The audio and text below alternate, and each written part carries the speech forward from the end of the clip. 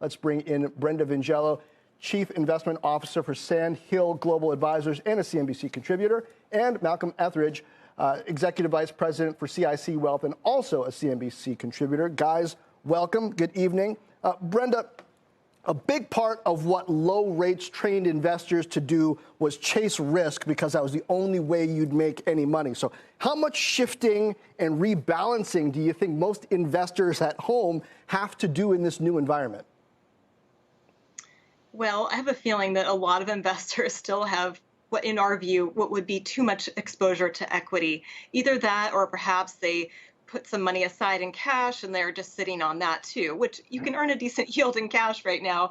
So it's not as bad as it used to be. But nevertheless, I think that this is a very interesting moment for a 60-40 portfolio. It certainly isn't dead. In fact, I think it is, from a risk reward standpoint, a great place to be, especially given the significant move that we've seen in interest rates.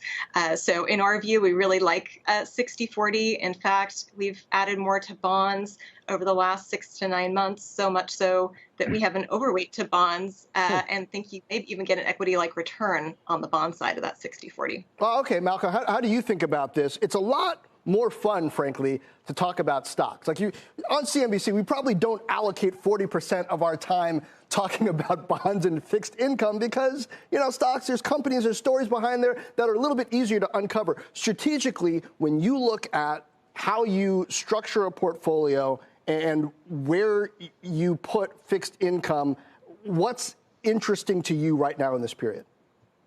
Yeah, John, I think your point is a good one in the sense that the 40% of your portfolio that's traditionally allocated to bonds is supposed to be the boring part of your portfolio. That's why we don't allocate 40% of the market day to talking about it. And so that 40%, you're supposed to be able to count on, one, providing you a predictable rate of return over however long the maturity timeline is, but then also not hearing a bunch of noise from your bond side of the portfolio until it's time for maturity to happen and you to go find whatever that next bond is to replace it. So I think your point is a really good one, that as of late, we're having to do a lot more trading than we normally would, or for most of us, we normally would like to, trying to find those returns and trying to find that yield, because last year, 2022, the bond side of the portfolio just did not perform for us like it traditionally would. But I am in agreement with Brenda that I think we shouldn't just completely abandon the 60-40 because 2022 was a rough year. It was a rough year with a bunch of unique circumstances. Indeed. And Brenda, there are also opportunities in, of course, equities right now. So to the portion of your portfolio that you are allocating to that, how are you screening where there's real opportunity right now? Is it the traditional, well, look at dividend-paying stocks, that have, a solid business during this time and don't really need capital? Or is there more that you're putting in based on what you see happening geopolitically and in the economy?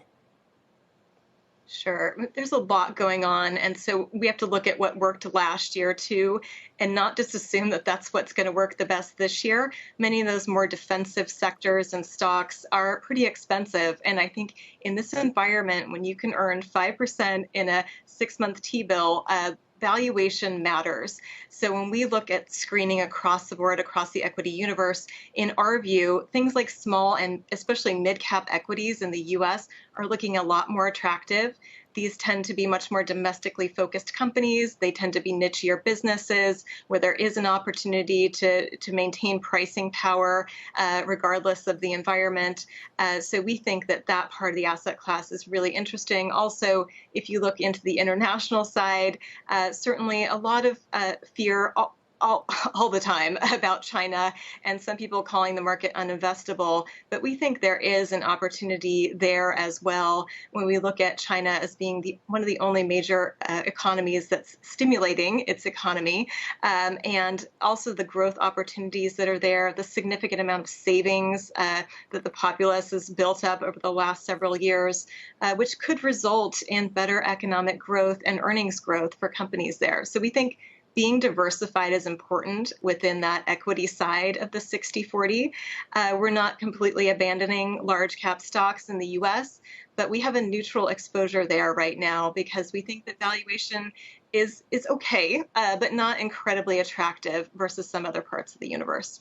Malcolm, Brenda makes a really interesting point about diversification, of course, within equities themselves. When we talk about international, sure, investors out there could just do an international index fund and get a bit of everything, overall international, or you can go by geography, by region, and you gotta, I guess, be aware of the different risks and opportunities by region.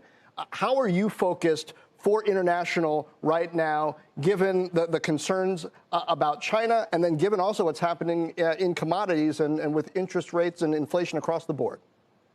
Yeah, so I actually think, we started off this conversation talking about the 60-40 portfolio, and the traditional 60-40 is 60% allocated to U.S. large cap stocks and the other 40 to U.S. corporates. And so I think it's important to also point out that the S&P 500 is basically our mechanism for determining the 500 largest and most important companies, U.S.-based companies, but a third of those companies in the S&P all have international exposure.